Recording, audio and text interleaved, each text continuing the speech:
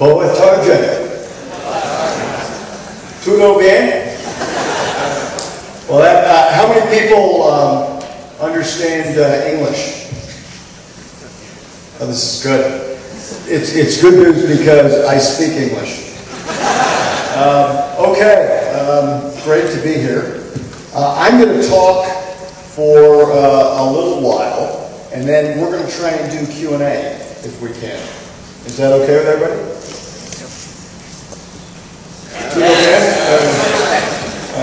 I thought I'd start talking a little bit about just IT in general and what I think about the world of IT, the difficulty of being a CIO, which I think is pretty hard.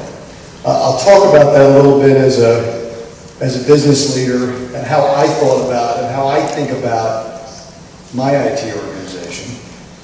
Then talk a little bit about Oracle, and then talk a little bit about Latin America, a little bit about Brazil, and our investments in Latin America and Brazil, and then talk a little bit about, I'm going to do some Q&A. So if that's tudo bien, then that's what we'll do. Let me talk a little bit about IT. I think being a CIO, a Chief Information Officer, is one of the hardest jobs in the world. And let me tell you why. I think it's a job caught in between the business, the people that are trying to drive revenue, trying to drive earnings per share, and caught in between the technology world at the same time, and trying to bring the two together to make sense in the application of all this technology to running a business. And I think that's hard. I think today, I'll try to give you some examples, and I'll try to give you examples of big companies and the sort of complexity that I think they face.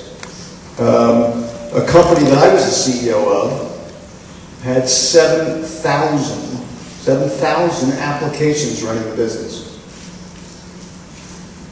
Banks in the United States today, of the three biggest banks, one has 13,000 applications, another has 11,000, the other has 10.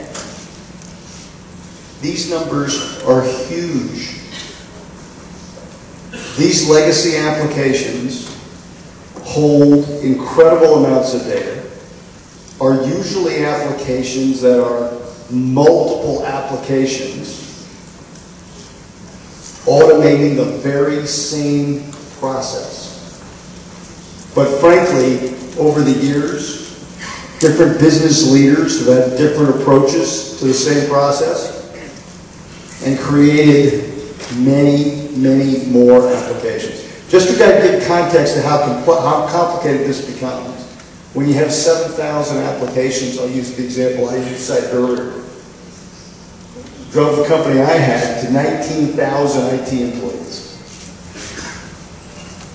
Those were more IT employees than the company had salespeople.